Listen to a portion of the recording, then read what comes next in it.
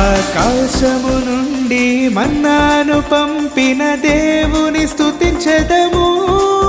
ఆకాశము నుండి మన్నాను పంపిన దేవుని స్తుతించెదము.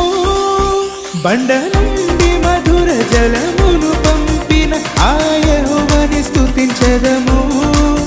బండ నుండి మధుర జలమును పంపిన ఆ యెహోవాని స్తుతించెదము.